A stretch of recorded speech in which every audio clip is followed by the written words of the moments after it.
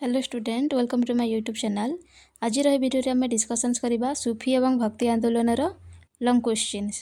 First question तो अच्छी भारत में सूफी आंदोलन उपर एक विशद विवरणी दियो। मध्ययुगीय भारत इतिहास रे मुसलमान मान मध्य बहु समाज संस्कारक साधु सन्थर आविर्भाव घटी। से ही साधु सन्थ मैंने बहु धर्मर मतवाद को एकत्रित कर इस्लाम धर्म को सरल एवं संस्कार युक्त करने उद्यम करथिले। यह सूफीवाद नाम परिचित है। जिते भी धर्म गुड़ाक रही समस्त धर्मर मतवाद को एकत्रित कर इस्लाम धर्म को सरल एवं संस्कार युक्त करने उद्यम करथिले, जहाँकि सूफीवाद नाम परिचित बा सूफीवाद कहले आमे ताहाकु ही बुझिबा। एही मतवादर प्रवक्ता माने इस्लाम धर्म को सरल तथा उदार करने प्रयासी होई उठिथिले। पुणी एही मतावलंबीर सन्थ माने विभिन्न संप्रदायर प्रतिनिधित्व करुथिले। भारत में चिश्ती, सुरवर्दी एवं नकबंदी सूफी संप्रदाय देखा देइथिला। पुणी फर्स्ट रही ब्लाजा मोइनुद्दीन चिश्ती। भारत में यही प्रकार मुसलमान साधु मान मध्य सर्वप्रथम थे ख्वाजा मोइनुद्दीन चिश्ती है। से स्थान नामक स्थान में 1143 ख्रीष्टाब्द जन्मलाभ करते। से बहु स्थान भ्रमण कर शेष भारत में 1200 ख्रीष्टाब्द पहुँची आजमेर रे बसति स्थापन करते। आजमेर ठारे है एवं से 1234 ख्रीष्टाब्द देहत्याग करते। सेते बेले को मुसलमान साम्राज्य प्रतिष्ठित हो सारी ऑलरेडी। तांका मृत्यु पर तांका सूफी शिष्य माने लोक मानक मध्य भक्तिभाव प्रचार कर बुली। ईश्वर प्रेम ही थिला सूफी मतर मूल विषय। मोइनुद्दीन चिश्ती अद्वैतवाद एवं एकश्वरवाद प्रचार करथिले। तांका मତରେ ईश्वर एक एवं अद्वितीय अटंती। तांकु केवल पवित्र हृदय रे भक्ति कले तांको आशीर्वाद मिली पारिबो एभली भाबरे से मत देथिले। नेक्स्ट अछि शेख निजामुद्दीन आउलिया। बाबा फरीदंक शिष्य मानक मध्य निजामुद्दीन आउलिया थिले सर्वप्रधान। से 1236 ख्रीष्टाब्द बादाउन नामक स्थान में जन्मलाभ करते। परवर्ती समय से दिल्ली ठारे अवस्थान करते। दीर्घ 60 वर्ष काल से स्थान तांकर आध्यात्मिक कार्यर केन्द्रस्थल थिला दिल्लीटी। भारतीय मुसलमान मानकर से थिले प्रधान धर्मगुरु। ईश्वर भक्ति पर गुरुत्व प्रदान पूर्वक सांसारिक आसक्ति मुक्त होगापी से मनुष्य को उपदेश देउथिले। उच्चतर आध्यात्मिक चिंता संकीर्ण धर्मीय मनोभाव त्याग करने उचित बोली से कहूथिले। तांको प्रचारित सूफी मतज्ञानी व्यक्ति मानक पथ देखाइथिला। से कहिथिले ईश्वर प्राप्ति पाई एकमात्र उपाय हेउछि ईश्वर प्रेम। ईश्वर को पाइबा पाई हेले ईश्वर को प्रेम करने पड़िबो। जो माने प्रेम मार्ग अनुसरण करिवे सेही माने ही ईश्वर उपलब्ध करि पारिबे बोली से कहूथिले। ईश्वर प्रेम मध्य सूफी माने मानविक प्रेमर संधान मध्य पाइथिले। ईश्वर को भल पाइबा अर्थ हेउछि तांको द्वारा सृष्टि हेउथिबा मनुष्य समाज को भल पाइबा। बुझिला, ईश्वर को भल पाइबा अर्थात मनुष्य मानक भल पाइबा। यह आम एठारू जानिबाकु पाइलु। मनुष्य प्रति दया, स्नेह, ममता एवं श्रद्धा नथिले ईश्वर प्राप्ति मध्य असंभव अटे। प्रत्येक मनुष्य प्राण रे ईश्वर विराजित अटंती। तेणु मनुष्य को घृणा करिबा हेउछि पाप। एवं निजामुद्दीन आउलिया तांको शिष्य मानकु समस्त मनुष्य समाज को भल पाइबा पई उपदेश देउथिले। नेक्स्ट रही सूफी सन्त मानक दर्शन थिला अति चमत्कार। सूफी माने ईश्वर प्रेम तथा एकेश्वरवाद रे विश्वास करुथिले। सेमानक मतरे जो माने ईश्वरंक पदांक अनुसरण ईश्वरंक पादंक अनुसरण करती सेमाने भगवानंक सत्ता उपलब्ध कर जीवन में प्रकृत आनंद लाभ करती।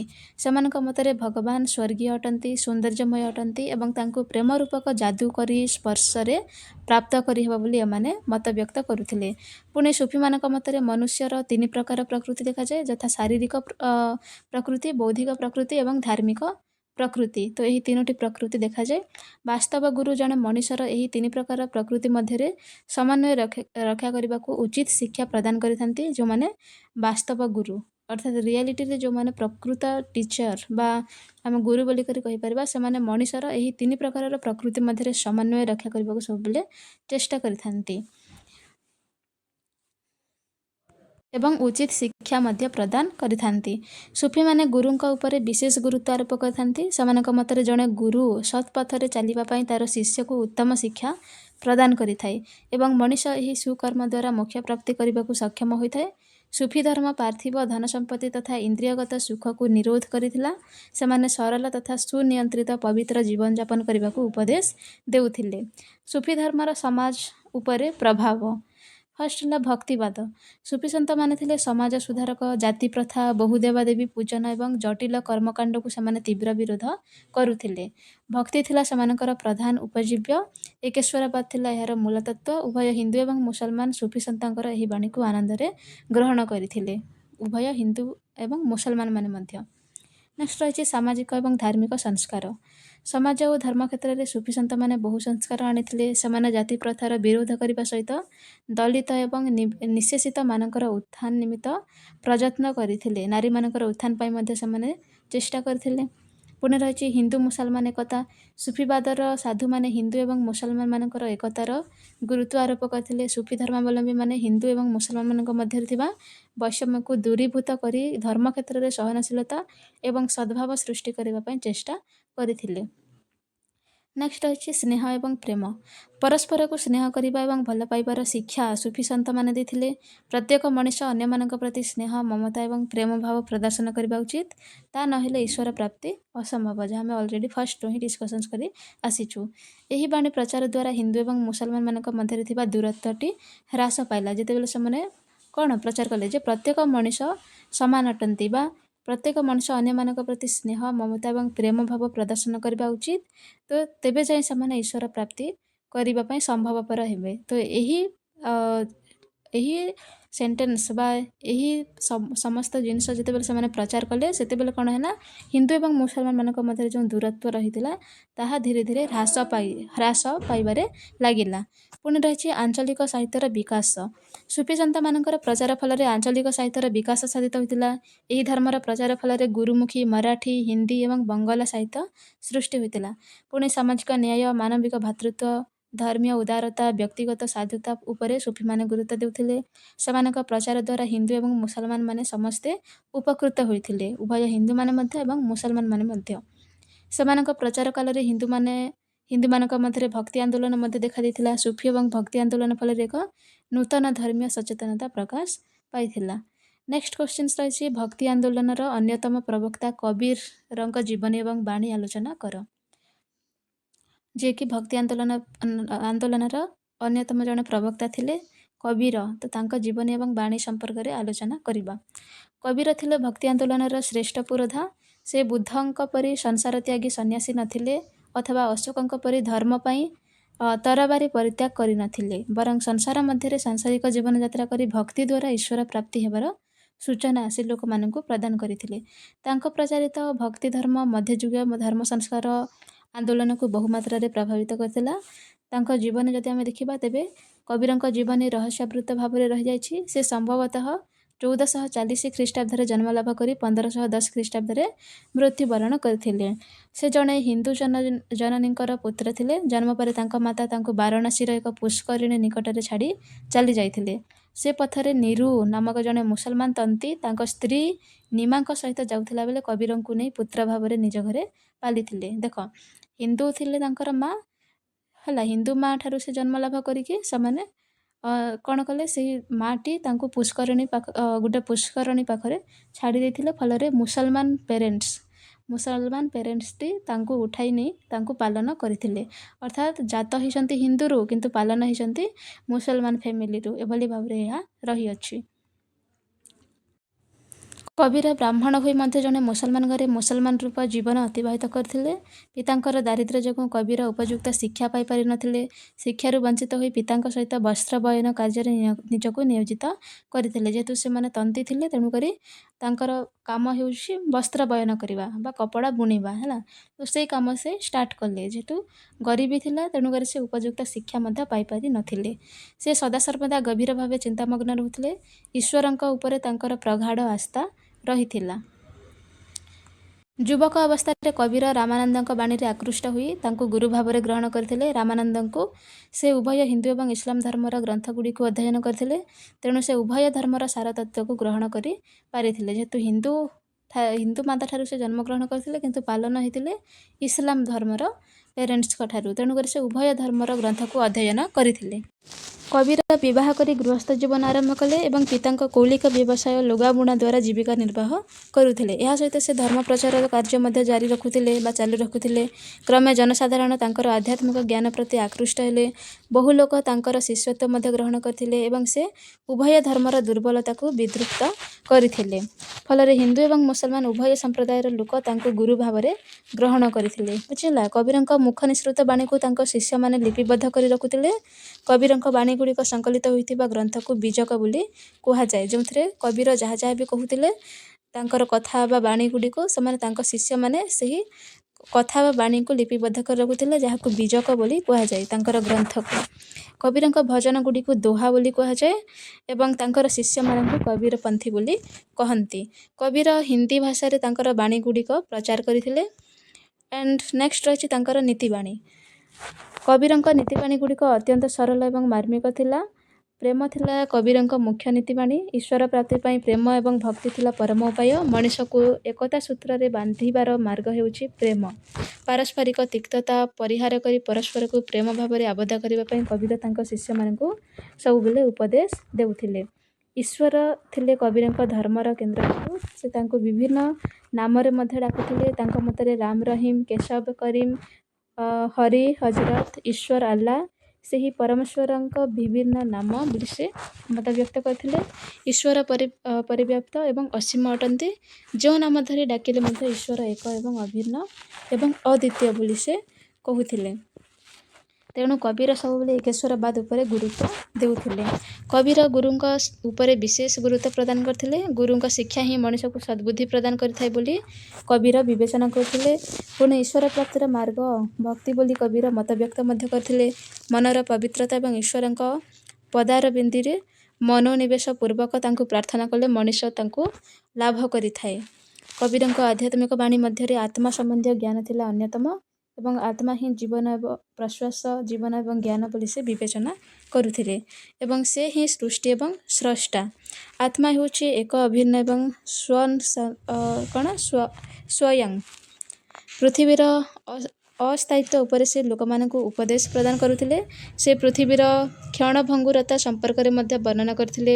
ପୁଣି ବି ସେ ପୃଥିବୀ ଏବଂ ଆକାଶକୁ ଦୁଇଟି ଘୂର୍ଣ୍ଣାୟମାନ ଚକ୍ର ରୂପେ ବର୍ଣ୍ଣନା କରିଥିଲେ। ଏଭଳି ଭାବରେ ସେ ଅନେକ ଗୁଡ଼ିଏ ବର୍ଣ୍ଣନା ମଧ୍ୟ କରିଛନ୍ତି, ଯାହାକୁ ତମେ ପଢ଼ିକି ଜାଣିପାରିବ ଭଲ ଭାବରେ। ପୁଣି ଏହି ଚକ୍ରଦ୍ୱୟ ମଧ୍ୟରେ ଯେଉଁମାନେ ଆସିଥାନ୍ତି ସେମାନେ ମୃତ୍ୟୁବରଣ କରିଥାନ୍ତି। କେଉଁ ଚକ୍ର? ଯାହା ଆମେ ଜାଗାରେ ପଢ଼ିଲୁ କ'ଣ?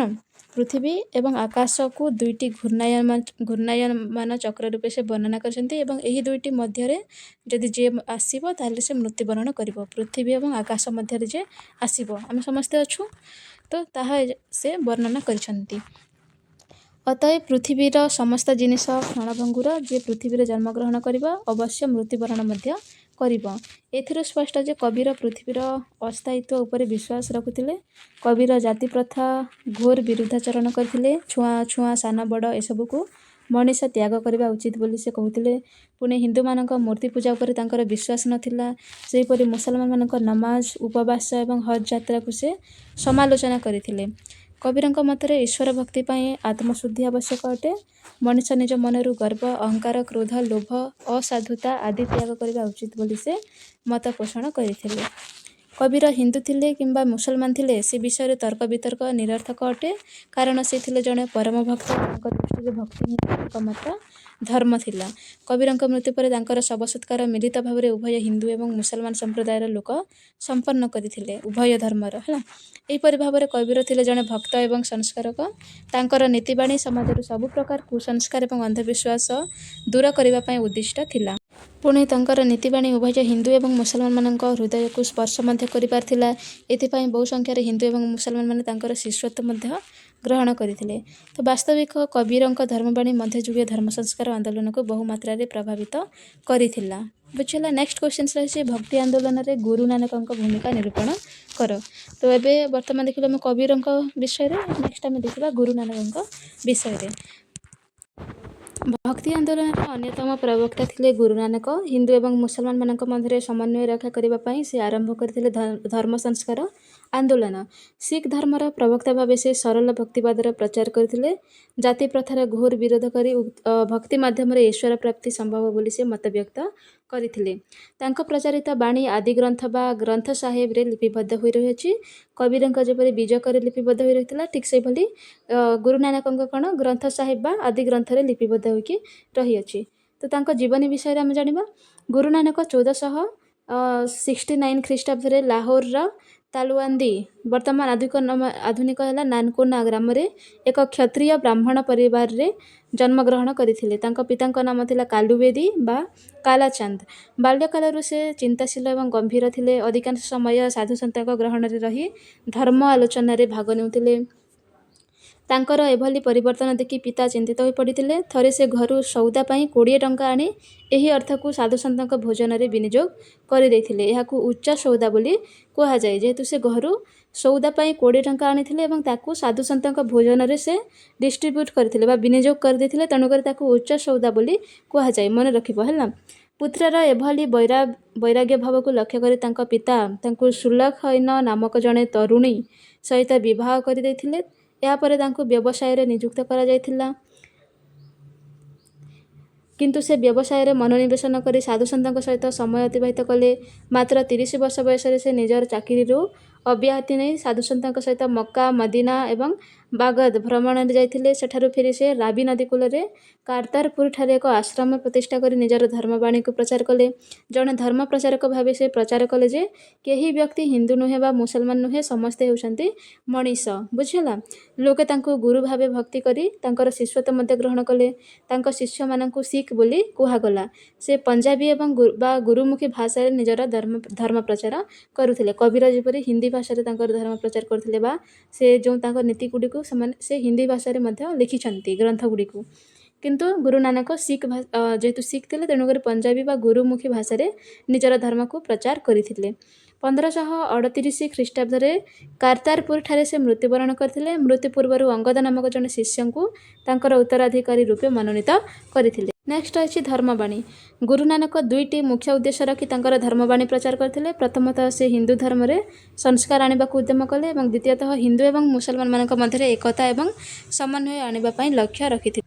ନାନକଙ୍କ ସରଳ ଧର୍ମବାଣୀ ଗୁଡ଼ିକ ସତ୍ୟ ଏବଂ ବାସ୍ତବତା ଉପରେ ପ୍ରସ୍ଫୁଟିତ ଥିଲା। ଈଶ୍ୱରଙ୍କ ଏକତ୍ୱ ଉପରେ ନାନକ ବିଶେଷ ଗୁରୁତ୍ୱ ଆରୋପ କରିଥିଲେ। ତାଙ୍କ ମତରେ ଈଶ୍ୱର ଏକ ଏବଂ ଅଦ୍ୱିତୀୟ ଏବଂ ସେ ହେଉଛନ୍ତି ନିରାକାର। ଈଶ୍ୱର ହେଉଛନ୍ତି ସର୍ବଶକ୍ତିମାନ ଏବଂ ସୃଷ୍ଟିର ଆଦିମୂଲ୍ୟ।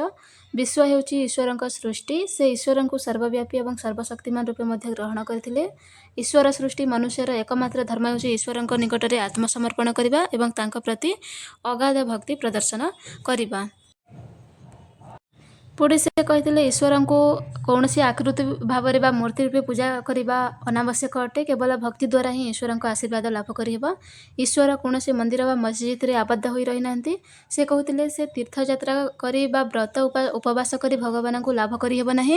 ଈଶ୍ୱର ପ୍ରାପ୍ତି ନିମନ୍ତେ କଠୋର ଆତ୍ମଶୁଦ୍ଧି ଏବଂ ଉତ୍ତମ ଚରିତ୍ର ଆବଶ୍ୟକ ଅଟେ। ମନୁଷ୍ୟର ନୈତିକତା ଉପରେ ଗୁରୁ ନାନକ ଅଗାଧ ବିଶ୍ୱାସ କରୁଥିଲେ। ନୈତିକ ଜୀବନଯାପନ କରିବା ସେ ବିଶେଷ ଗୁରୁତ୍ୱାରୋପ କରିଥିଲେ ଏବଂ ସେ କହୁଥିଲେ ଯେ ହୃଦୟ ପବିତ୍ର, ମନ ନିର୍ମଳ ଏବଂ ଉତ୍ତମ ଚରିତ୍ର ହେଲେ ହିଁ ଈଶ୍ୱର ପ୍ରାପ୍ତି ସହଜ ହୋଇଥାଏ। ମିଥ୍ୟା, ଶଠତା, ସ୍ୱାର୍ଥପରତା ଏବଂ କପଟତା ତ୍ୟାଗ କରିବା ପାଇଁ ସେ ଲୋକମାନଙ୍କୁ ଉପଦେଶ ଦେଉଥିଲେ। ପୁଣି ତାଙ୍କ ମତରେ ଶାସ୍ତ୍ର ଆଲୋଚନା ଦ୍ୱାରା ପୁଣ୍ୟ ଲାଭ ହୁଏ ନାହିଁ। ପବିତ୍ର ମନୋଭାବ, ନମ୍ରତା, ସାଧୁତା, ଦୟା, କ୍ଷମା ଏବଂ ସ୍ୱକର୍ମ ଦ୍ୱାରା ପୁଣ୍ୟ ଲାଭ ହୁଏ ବୋଲି ସେ କହୁଥିଲେ। ପୁଣି ସେଥିପାଇଁ ପ୍ରତ୍ୟେକ ମଣିଷ ସତ୍କର୍ମ ତଥା ସତ୍ ଜୀବନଯାତ୍ରା କରିବା ବିଧେୟ ଅଟେ। ଭଗବାନଙ୍କ ନାମ ସଂକୀର୍ତ୍ତନ କରିବା ଦ୍ୱାରା ମନୁଷ୍ୟ ହୃଦୟରେ ପବିତ୍ରତା ଜାଗ୍ରତ ହୋଇଥାଏ। କବିରଙ୍କ ଭଳି ଗୁରୁ ନାନକ ଜାତି ପ୍ରଥାର ଘୋର ବିରୋଧ କରିଥିଲେ। ସେ ନିଜକୁ କୌଣସି ଜାତିର ବୋଲି କହୁନଥିଲେ। ହିନ୍ଦୁ, ମୁସଲମାନ, ଖ୍ରୀଷ୍ଟିଆନ, ବୌଦ୍ଧ ସମସ୍ତେ ଭାତୃପ୍ରେମରେ ଆବଦ୍ଧ ହୋଇ ଚଳିବା ପାଇଁ ସେ ଉପଦେଶ ଦେଉଥିଲେ। ସବୁ ଧର୍ମକୁ ସମାନ କରିବା ପାଇଁ ହେଲା। ସେ ଧ୍ୟାନ, ଭକ୍ତି ଏବଂ ଈଶ୍ୱରଙ୍କ ନାମ ସଂକୀର୍ତ୍ତନ ଉପରେ ଗୁରୁତ୍ୱ ଆରୋପ କରୁଥିଲେ। ସେ କର୍ମବାଦ ଉପରେ ବିଶ୍ୱାସ ରଖୁଥିଲେ ଏବଂ ପୃଥିବୀର ମୁଖ୍ୟ ହିଁ ପ୍ରତ୍ୟେକ ମାନବର ଏକମାତ୍ର ଲକ୍ଷ୍ୟ ବୋଲି ସେ ବିଚାର କରୁଥିଲେ ବା ବର୍ଣ୍ଣନା କରୁଥିଲେ।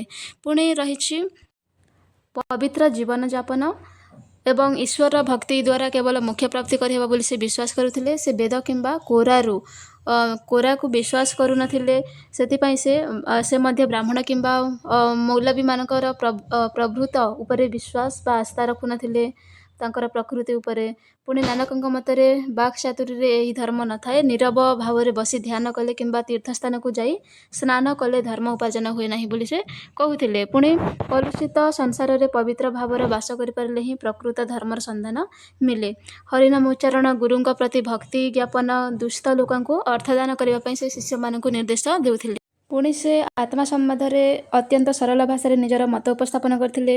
ମଣିଷ ଦୁଷ୍କର୍ମ କଲେ ପାପ କରିଥାଏ ଏବଂ ଏହି ପାପର ବୋଝ ଅଧିକ ହେଲେ ଆତ୍ମା ଉପରକୁ ଯାଇପାରେ ନାହିଁ, ଏଭଳି ଭାବରେ ସେ ବର୍ଣ୍ଣନା କରିଥିଲେ। ତେଣୁ ତାର ନିର୍ବାଣ ହୋଇନଥାଏ। ତେଣୁ ସେ ସତ୍କର୍ମ ମାଧ୍ୟମରେ କ'ଣ ଈଶ୍ୱର ପ୍ରାପ୍ତି ଏବଂ ଆତ୍ମାର ନିର୍ବାଣ ସମ୍ଭବ ବୋଲି ନାନକ ମତବ୍ୟକ୍ତ କରିଥିଲେ।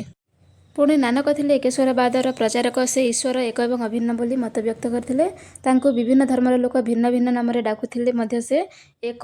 ଭକ୍ତିଭାବ ମନରେ ରଖି ତାଙ୍କ ନିକଟରେ ଆତ୍ମସମର୍ପଣ କଲେ ସେ ପ୍ରାପ୍ତି ହୋଇଥାନ୍ତି ବୋଲି ନାନକ ମତବ୍ୟକ୍ତ କରୁଥିଲେ। ଯେହେତୁ ଭଗବାନଙ୍କୁ ଅନ୍ୟାନ୍ୟ ନାମ ମାଧ୍ୟମରେ ଡକାଯାଇଥାଏ ହେଲା, ତେଣୁକରି ଯେତେ ବି ଭିନ୍ନ ଭିନ୍ନ ନାମରେ ଡାକିଲେ ମଧ୍ୟ ଭଗବାନ ଗୋଟିଏ ବୋଲି ସେ ସବୁବେଳେ ମତବ୍ୟକ୍ତ କରୁଥିଲେ। ଏହା ନାନକଙ୍କ ଏକେଶ୍ୱରବାଦ ସମ୍ପର୍କରେ ସୂଚନା ପ୍ରଦାନ କରିଥାଏ। ପୁଣି ନାନକ ଭଜନ ଏବଂ ସୁନ୍ଦର ସୁନ୍ଦର ଉପାଖ୍ୟାନ ମାଧ୍ୟମରେ ନିଜର ଧର୍ମବାଣୀ ମଧ୍ୟ ପ୍ରଚାର କରୁଥିଲେ। ସେ ଗୁରୁମୁଖୀ ଭାଷାରେ ନିଜର ଧର୍ମବାଣୀକୁ ପ୍ରଚାର କରିଥିଲେ। ହିନ୍ଦୁ ଇସଲାମ ଧର୍ମର ମୂଳତତ୍ତ୍ୱକୁ ଏକତ୍ର କରି ସେ ଶିଖ ଧର୍ମ ନାମରେ ଏକ ନୂତନ ଧର୍ମ ସୃଷ୍ଟି କରିଥିଲେ। ଶିଖ ଧର୍ମର ଅର୍ଥ ହେଉଛି ଶିଷ୍ୟ ହେଲା। ନାନକଙ୍କ ଧର୍ମବାଣୀ ଗୁଡ଼ିକ ଆଦି ଗ୍ରନ୍ଥ ନାମକ ପୁସ୍ତକରେ ଲିପିବଦ୍ଧ ହୋଇ ରହିଛି। ଏହାକୁ ଗ୍ରନ୍ଥ ସାହିବ ମଧ୍ୟ କୁହାଯାଇଥାଏ, ଆଦି ଗ୍ରନ୍ଥକୁ। ଏବଂ ତାଙ୍କର ନାନକଙ୍କ ଶିଷ୍ୟମାନେ ଶିଖ ନାମରେ ପରିଚିତ ଥିଲେ, ଯାହାକୁ ଆମେ ଶିଖ ଧର୍ମ ବୋଲି ମଧ୍ୟ କହିଥାଉ। ଅର୍ଥାତ ଶିଖ ଧର୍ମ ବା ଶିଖ ଶବ୍ଦର ଅର୍ଥ ହିଁ ଶିଷ୍ୟ ଅଟେ। ମୃତ୍ୟୁ ପୂର୍ବରୁ ନାନକ ତାଙ୍କ ଉତ୍ତରାଧିକାରୀ ରୂପେ ଅଙ୍ଗଦ ନାମକ ଜଣେ ଶିଷ୍ୟଙ୍କୁ ମନୋନୀତ କରିଥିଲେ ଏବଂ ସେ ଶିଖମାନଙ୍କୁ ସଂଗଠିତ କଲେ। କ୍ରମେ କ୍ରମେ ଶିଖ ଧର୍ମର ଅଭ୍ୟୁତ୍ଥାନ ଘଟିଲା। ବହୁ ସଂଖ୍ୟକ ହିନ୍ଦୁ ସେହି ନୂତନ ଧର୍ମରେ ଦୀକ୍ଷିତ ହେଲେ ହେଲା। ଚତୁର୍ଥ ଗୁରୁ ରାମଦାସ ଅମୃତସରରେ ପ୍ରସିଦ୍ଧ ସ୍ୱର୍ଣ୍ଣ ମନ୍ଦିର ନିର୍ମାଣ କରିଥିଲେ। ସେହିଠାରେ ଆଦି ଗ୍ରନ୍ଥ ପୂଜିତ ହେଲା ଏବଂ ସ୍ୱର୍ଣ୍ଣ ମନ୍ଦିରର ଶିଖମାନଙ୍କର ପବିତ୍ର ସ୍ଥାନ ବା ପବିତ୍ର ତୀର୍ଥସ୍ଥାନ ରୂପରେ ପରିଣତ ହେଲା, ଯେଉଁ ଗୋଲ୍ଡେନ୍ ଟେମ୍ପଲ ରହିଛି ହେଲା। ନେକ୍ସଟ କ୍ୱେଶ୍ଚନ୍ସକୁ ଯିବା। ଚୈତନ୍ୟଙ୍କ ଜୀବନୀ ଏବଂ ଧର୍ମବାଣୀ ସମ୍ପର୍କରେ ଆଲୋଚନା କର। ଭକ୍ତି ଆନ୍ଦୋଳନର ଅନ୍ୟତମ ପ୍ରବକ୍ତା ଭାବେ ଶ୍ରୀ ଚୈତନ୍ୟ ସମଗ୍ର ଭାରତରେ ପ୍ରସିଦ୍ଧି ଲାଭ କରିଥିଲେ। ନିଜର ଧର୍ମବାଣୀ ମାଧ୍ୟମରେ ଭକ୍ତି ଏବଂ ପ୍ରେମର ଶ୍ରେଷ୍ଠ ନିଦର୍ଶନ ପ୍ରଦର୍ଶନ କରିଥିଲେ। ଶ୍ରୀ ଚୈତନ୍ୟ ତାଙ୍କ ଧର୍ମବାଣୀର ପ୍ରେମ ଏବଂ ଭକ୍ତିର ଅପୂର୍ବ ସମନ୍ୱୟ ଘଟିଥିଲା। ସେ ବୈଷ୍ଣବ ଧର୍ମକୁ ଅତ୍ୟନ୍ତ ଜନପ୍ରିୟ କରାଇଥିଲେ ଏବଂ ଅଗଣିତ ନରନାରୀଙ୍କୁ ତାଙ୍କ ପ୍ରତି ଆକୃଷ୍ଟ କରାଇଥିଲେ। ସେ ନିଜର ଧର୍ମବାଣୀକୁ ନାମ ମହିମା ସଂକୀର୍ତ୍ତନ ମାଧ୍ୟମରେ ସେ ପ୍ରଚାର କରିଥିଲେ। ଏହି ସଂକୀର୍ତ୍ତନ ତାଙ୍କୁ ଭକ୍ତି ଆନ୍ଦୋଳନର ଶ୍ରେଷ୍ଠ ପ୍ରଚାରକ ରୂପେ ସମଗ୍ର ଭାରତ ବର୍ଷରେ ପ୍ରତିଷ୍ଠିତ କରାଇଥିଲା। ସଂକୀର୍ତ୍ତନ ମାଧ୍ୟମରେ ସେ ତାଙ୍କର ପ୍ରଚାର ପ୍ରସାର କରୁଥିଲେ। ତ ତାଙ୍କର ଜୀବନୀ ବିଷୟରେ ନେକ୍ସଟ ଜାଣିବା। 1486 ଖ୍ରୀଷ୍ଟାବ୍ଦରେ ଶ୍ରୀ ଚୈତନ୍ୟ ବଙ୍ଗଳାର ନବଦ୍ୱୀପରେ ଜନ୍ମଲାଭ କରିଥିଲେ। ତାଙ୍କର ବାଲ୍ୟ ନାମ ଥିଲା ନିମାଇ ବା ବିଶ୍ୱମ୍ବର। ତାଙ୍କର ପିତା ଶ୍ରୀ ଜଗନ୍ନାଥ ମିଶ୍ର ଏବଂ ମାତା ସଚୀ ଦେବୀ ପବିତ୍ର ଜୀବନଯାପନ କରିଥିଲେ। ସେମାନଙ୍କ ମଧ୍ୟରେ ପୁତ୍ରକୁ ସ୍ନେହରେ ଗୌରାଙ୍ଗ ବୋଲି ମଧ୍ୟ ଡାକୁଥିଲେ। ବାଲ୍ୟକାଳରୁ ଶ୍ରୀ ଚୈତନ୍ୟ ନିଜ ପ୍ରତିଭାର ପରିଚୟ ପ୍ରଦାନ କରିଥିଲେ। ମାତ୍ର 15 ବର୍ଷ ବୟସ ବେଳକୁ ସେ ସଂସ୍କୃତ ବ୍ୟାକରଣ ଏବଂ ସାହିତ୍ୟରେ ପ୍ରଗାଢ଼ ଜ୍ଞାନ ଅର୍ଜନ କରିସାରିଥିଲେ। 15 ବର୍ଷ ବେଳକୁ ହିଁ ସେ ସମସ୍ତ ପ୍ରକାର ଯେପରିକି ସଂସ୍କୃତ ରହିଛି, ବ୍ୟାକରଣ ରହିଛି ଏବଂ ସାହିତ୍ୟ ଇତ୍ୟାଦିରେ ସେ ପ୍ରଗାଢ଼ ଜ୍ଞାନ ଅର୍ଜନ କରିସାରିଥିଲେ ମାତ୍ର 15 ବର୍ଷ ବୟସରେ। ତର୍କଶାସ୍ତ୍ରରେ ତାଙ୍କର ଅଗାଧ ପାଣ୍ଡିତ୍ୟ ଥିଲା। 18 ବର୍ଷ ବୟସରେ ସେ ଲକ୍ଷ୍ମୀ ନାମ୍ନୀ ଏକ କନ୍ୟାକୁ ବିବାହ କରିଥିଲେ। କେବଳ 18 ବର୍ଷ ବୟସରେ ହିଁ ସେ ବିବାହ କରିଥିଲେ। କ୍ରମଶଃ ସଂସାର ପ୍ରତି ତାଙ୍କର ବିତୃଷ୍ଣା ଭାବ ଆସିଥିଲା। ଧୀରେ ଧୀରେ ହେଲା 22 ବର୍ଷ ବୟସରେ ସେ ପିତାଙ୍କ ପିଣ୍ଡଦାନ କରିବା ଉଦ୍ଦେଶ୍ୟରେ ଗୟା ଯାତ୍ରା କରିଥିଲେ। ତ ଏହା ଥିଲା ତାଙ୍କର ଜୀବନୀ। ଏବଂ ସେଠାରେ ସେ ଯେଉଁ ଗୟା ଯାତ୍ରା କରିଥିଲେ ପିଣ୍ଡଦାନ କରିବା ପାଇଁ, ସେଠାରେ ଈଶ୍ୱରପୁରୀ ନାମକ ଜଣେ ସାଧୁଙ୍କ ଠାରୁ କୃଷ୍ଣ ମନ୍ତ୍ର ଗ୍ରହଣ କରିଥିଲେ ଏବଂ 24 ବର୍ଷ ବୟସରେ ସେ ସଂସାର ତ୍ୟାଗ କରି ସନ୍ନ୍ୟାସ ବ୍ରତ ଗ୍ରହଣ କରିଥିଲେ। ସେ ସର୍ବଦା କୃଷ୍ଣ ନାମ ଗାନ କରି ଭାବବିହ୍ୱଳ ହୋଇ ପଡ଼ିଥିଲେ ଏବଂ ଅନେକ ସମୟରେ ଚେତାଶୂନ୍ୟ ମଧ୍ୟ ହୋଇ ପଡ଼ୁଥିଲେ। ସେତେବେଳେ ଶ୍ରୀକ୍ଷେତ୍ର ପୁରୀ ବୈଷ୍ଣବ ଧର୍ମର ମୁଖ୍ୟସ୍ଥଳୀ ଭାବରେ ଭାରତରେ ପ୍ରସିଦ୍ଧ ଥିଲା ଏବଂ ଶ୍ରୀ ଚୈତନ୍ୟ 1510 ଖ୍ରୀଷ୍ଟାବ୍ଦରେ ପ୍ରଥମେ ପୁରୀକୁ ଆଗମନ କରିଥିଲେ। ଦୀର୍ଘ 18 ବର୍ଷ କାଳ ପୁରୀରେ ସେ ଅବସ୍ଥାନ କରି ବୈଷ୍ଣବ ଧର୍ମର ପ୍ରଚାର କରିଥିଲେ। ଯେହେତୁ ବୈଷ୍ଣବ ଧର୍ମର ମୁଖ୍ୟସ୍ଥଳୀଟି ରହିଥିଲା ପୁରୀଟି, ତେଣୁକରି ସେ ସେହି ସ୍ଥାନରେ ରହିକି ତାଙ୍କର ନିଜର ଧର୍ମକୁ ପ୍ରଚାର ପ୍ରସାର କରିଥିଲେ। ଏବଂ ସେ ଓଡ଼ିଶାର ଗଜପତି ରାଜା ପ୍ରତାପ ରୁଦ୍ରଦେବଙ୍କୁ ବୈଷ୍ଣବ ଧର୍ମରେ ଦୀକ୍ଷିତ କରାଇଥିଲେ। ଓଡ଼ିଶାରୁ ସେ କାଶୀ, ବୃନ୍ଦାବନ, ମଥୁରା, ବାରାଣସୀ, ଦ୍ୱାରକା, ପ୍ରୟାଗ ଆଦି ସ୍ଥାନ ଭ୍ରମଣ କରି କୃଷ୍ଣ ନାମ ପ୍ରଚାର କରିଥିଲେ।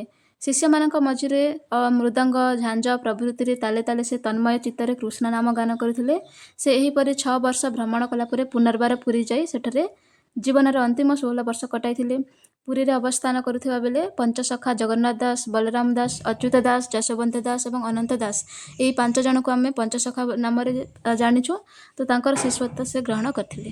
ଜଗନ୍ନାଥ ଦାସଙ୍କ ଜ୍ଞାନରେ ମୁଗ୍ଧ ହୋଇ ସେ ତାଙ୍କୁ ଅତି ବଡ଼ି ଉପାଧିରେ ଭୂଷିତ କରିଥିଲେ, ଯାହାଙ୍କୁ ଆମେ ଅତି ବଡ଼ି ଜଗନ୍ନାଥ ଦାସ ରୂପେ ଜାଣୁଅଛୁ। ଏବଂ 1533 ଖ୍ରୀଷ୍ଟାବ୍ଦରେ ଚୈତନ୍ୟ ପୁରୀ ଧାମରେ ପ୍ରାଣତ୍ୟାଗ କରିଥିଲେ। ଶ୍ରୀ ଚୈତନ୍ୟଙ୍କ ଧର୍ମବାଣୀ କୃଷ୍ଣ ଦାସ ରଚିତ ଚୈତନ୍ୟ ଚରିତାମୃତରେ ସଂଗୃହୀତ ହୋଇ ରହିଅଛି। ଅର୍ଥାତ୍ ସେ ଯାହା ଯାହା ବି ଧର୍ମବାଣୀ ଗୁଡ଼ାକ ପ୍ରଚାର ପ୍ରସାର କରୁଥିଲେ, ଯାହା ଯାହା ବି କଥା ଗୁଡ଼ାକ ସେ କହୁଥିଲେ, ତାଙ୍କର ବାଣୀ ଗୁଡ଼ିକ ସବୁ ଚୈତନ୍ୟ ଚରିତାମୃତରେ ସଂଗୃହୀତ ହୋଇ ରହିଅଛି। ନେକ୍ସଟ ଦେଖ ତାଙ୍କର ଧର୍ମବାଣୀ। ଜୀବନ ପ୍ରତି ଦୟା ଏବଂ ଭଗବାନଙ୍କ ପ୍ରତି ଭକ୍ତି, ଏହି ପ୍ରେମ ଧର୍ମ ଚୈତନ୍ୟ ପ୍ରଚାର କରିଥିଲେ। ଜାତି ପ୍ରଥାର ସେ ଘୋର ବିରୋଧୀ ଥିଲେ। ବିଶ୍ୱଭାତୃତ୍ୱ ପ୍ରଚାର କରିବା ତାଙ୍କର ଉଦ୍ଦେଶ୍ୟ ଥିଲା। ଅସ୍ପୃଶ୍ୟ, ପତିତ, ପାପୀ ଏବଂ ନୀଚ ସମସ୍ତଙ୍କୁ ସେ ପ୍ରେମ ଆଲିଙ୍ଗନ କରୁଥିଲେ। ଯବନ ହରିଦାସ ତାଙ୍କର ଜଣେ ମୁସଲମାନ ଶିଷ୍ୟ ଥିଲେ, ସେଥିପାଇଁ ସେ ହିନ୍ଦୁ ଏବଂ ମୁସଲମାନଙ୍କ ମଧ୍ୟରେ କୌଣସି ପାର୍ଥକ୍ୟ ଦେଖୁନଥିଲେ। ସେ ବ୍ରାହ୍ମଣମାନଙ୍କୁ ପୂଜା ପଦ୍ଧତିକୁ ଆଦୌ ବିଶ୍ୱାସ କରୁନଥିଲେ। ଈଶ୍ୱରଙ୍କ ସମ୍ମୁଖରେ ସମସ୍ତେ ସମାନ ବୋଲି ସେ କହୁଥିଲେ। ଗର୍ବ ଅହଙ୍କାର ତ୍ୟାଗପୂର୍ଣ୍ଣ ଈଶ୍ୱରଙ୍କ ନାମ ସ୍ମରଣ, ନାମ ସଂକୀର୍ତ୍ତନ ଏବଂ ତାଙ୍କଠାରେ ନିଜକୁ ସମର୍ପଣ କରିବା ପାଇଁ ସେ ତାଙ୍କର ଶିଷ୍ୟମାନଙ୍କୁ ପରାମର୍ଶ ଦେଉଥିଲେ। ଏବଂ କୃଷ୍ଣ ପ୍ରେମ ଥିଲା ତାଙ୍କ ଧର୍ମବାଣୀର ମୁଖ୍ୟ ଉପଜୀବ୍ୟ। କୃଷ୍ଣ ଏବଂ ରାଧାଙ୍କର ନାମ ଉଚ୍ଚାରଣ କଲେ ଅପୂର୍ବ ଆନନ୍ଦ ମିଳେ ବୋଲି ସେ କହୁଥିଲେ। ଶ୍ରୀ ଚୈତନ୍ୟ ସଂକୀର୍ତ୍ତନ ଉପରେ ମଧ୍ୟ ଅଧିକ ଗୁରୁତ୍ୱ ଦେଉଥିଲେ। ତାଙ୍କ ମତରେ ପ୍ରକୃତ ଈଶ୍ୱର ଉପାସନା ପ୍ରେମ, ଭକ୍ତି, ଗୀତ ଏବଂ ନୃତ୍ୟ ଉପରେ ନିର୍ଭର କରୁଥିଲା।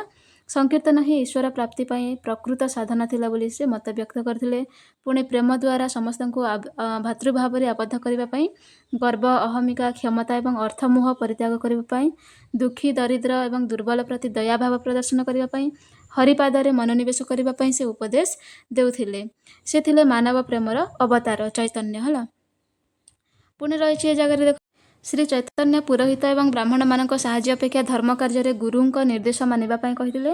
ବାହିକ କ୍ରିୟାକାଣ୍ଡ ଅପେକ୍ଷା ଭିତ୍ତି ଉପରେ ବିଶ୍ୱାସ ରଖିବାକୁ ସେ ଶିକ୍ଷା ଦେଉଥିଲେ। ଶ୍ରୀ ଚୈତନ୍ୟ ଅଚିନ୍ତ୍ୟ ଭେଦଭାବ ଉପରେ ଗୁରୁତ୍ୱ ପ୍ରଦାନ କରିଥିଲେ। ଏହା ଅନୁସାରେ ଈଶ୍ୱର ସୃଷ୍ଟିର ଏକ ଅଂଶ ଏବଂ ଏହାଠାରୁ ଭିନ୍ନ ମଧ୍ୟ। ଅତଏବ ଈଶ୍ୱରଙ୍କ ନାମ ଏବଂ ଅବତାର ମଧ୍ୟରେ କିଛି ପାର୍ଥକ୍ୟ ନାହିଁ କହିଲେ ଚଲେ। ତେଣୁ ଈଶ୍ୱରଙ୍କ ନାମ ସଂକୀର୍ତ୍ତନ ପାଇଁ ସେ ଉପଦେଶ ଦେଉଥିଲେ। ଏହି ନାମ ଜପ ଦ୍ୱାରା କ'ଣ ଈଶ୍ୱର ପ୍ରାପ୍ତି ଅତ୍ୟନ୍ତ ସହଜ ହେବ ବୋଲି ସେ ମତବ୍ୟକ୍ତ କରୁଥିଲେ। ଶ୍ରୀ ଚୈତନ୍ୟ ବ୍ରାହ୍ମଣ୍ୟ ପୂଜା ପଦ୍ଧତିର ତୀବ୍ର ନିନ୍ଦା କରିଥିଲେ। ଏହା ଶୋଷଣକୁ ପ୍ରଶ୍ରୟ ଦେଉଛି ବୋଲି ସେ ମତବ୍ୟକ୍ତ କରିଥିଲେ। ସାଧାରଣତଃ ସେ ପୂଜା ପଦ୍ଧତି ହିଁ ଶୋଷଣକୁ ପ୍ରଶ୍ରୟ ଦେଉଛି ବୋଲି ସେ କହୁଥିଲେ। ପୁଣି ସେ ଆଡ଼ମ୍ବରପୂର୍ଣ୍ଣ ଜଟିଳ ପୂଜା ପଦ୍ଧତିରୁ ଦୂରରେ ରହି ହରେ କୃଷ୍ଣ ହରେ ରାମ ଏହି ସରଳ ମନ୍ତ୍ର ଜପ କରି ଇହଧାମରୁ ମୁକ୍ତି ପାଇବା ପାଇଁ ମାନବ ସମାଜକୁ ପରାମର୍ଶ ଦେଇଥିଲେ। ପୁଣି ଶ୍ରୀ ଚୈତନ୍ୟଙ୍କ ପ୍ରଚାର ଦ୍ୱାରା ବୈଷ୍ଣବ ମତବାଦ ପରିପୃଷ୍ଟ ହୋଇଥିଲା। ବୈଷ୍ଣବ ଧର୍ମ ତତ୍କାଳୀନ ସମାଜରେ ଏକ ନୂତନ ଜାଗରଣ ସୃଷ୍ଟି କରିଥିଲା। ସମାଜର ସବୁ ଶ୍ରେଣୀର ଲୋକମାନଙ୍କ ମନରେ ତାଙ୍କ ମତରେ ପ୍ରଭାବ ପଡ଼ିଥିଲା। ବଙ୍ଗ ଏବଂ ଓଡ଼ିଶାରେ ହରିନାମ ସଂକୀର୍ତ୍ତନ ଏକ ସାଧାରଣ ରୀତିରେ ପରିଣତ ହୋଇଥିଲା, ଯାହା ବର୍ତ୍ତମାନ ପର୍ଯ୍ୟନ୍ତ ମଧ୍ୟ ରହିଅଛି। ଶ୍ରୀ ଚୈତନ୍ୟଙ୍କ ବାଣୀ ପ୍ରତ୍ୟେକ ମାନବର ହୃଦୟରେ ଈଶ୍ୱରଙ୍କ ପ୍ରତି ଭକ୍ତିଭାବ ଜାଗ୍ରତ କରିଥିଲା। ତାଙ୍କ ପ୍ରଚାର ଫଳରେ ଭକ୍ତି ସାହିତ୍ୟର ବହୁଳ ଉନ୍ନତି ସାଧିତ ହୋଇଥିଲା ଏବଂ ତାଙ୍କ ମୃତ୍ୟୁ ପରେ ବୈଷ୍ଣବ ଭକ୍ତି ଆନ୍ଦୋଳନ ଅଧିକତର ବ୍ୟାପକ ଆକାର ଧାରଣ କରିଥିଲା। ତାଙ୍କର ଅନୁଗାମୀମାନେ ତାଙ୍କୁ ବିଷ୍ଣୁଙ୍କର ଅବତାର ରୂପେ ଗ୍ରହଣ କରି ଗୌରାଙ୍ଗ ମହାପ୍ରଭୁ ରୂପେ ପୂଜା ମଧ୍ୟ କରୁଥିଲେ। ଶ୍ରୀ ଚୈତନ୍ୟଙ୍କ ମୃତ୍ୟୁ ପରେ ଶ୍ରୀ ଚୈତନ୍ୟଙ୍କୁ ହିଁ ତାଙ୍କର ଶିଷ୍ୟମାନେ ଗୌରାଙ୍ଗ ମହାପ୍ରଭୁ ରୂପେ ପୂଜା କରୁଥିଲେ। ସର୍ବୋପରି ଚୈତନ୍ୟଙ୍କ ଭକ୍ତି ମାର୍ଗ ସମାଜରେ ଏକ ଧର୍ମୀୟ ପରିବେଶ ସୃଷ୍ଟି କରିଥିଲା। ଏବଂ ଏହି ଚାପ୍ଟରରୁ ଯେତେ ବି ଲଙ୍ଗ କ୍ୱେଶ୍ଚନ୍ସ ଥିଲା ଆମେ ଏହି ଭିଡ଼ିଓରେ ଡିସ୍କସନ୍ କରିଛୁ। ଭିଡ଼ିଓଟି ଇନଫର୍ମେଟିଭ୍ ଲାଗିଲେ do like, share and subscribe. Thank you all.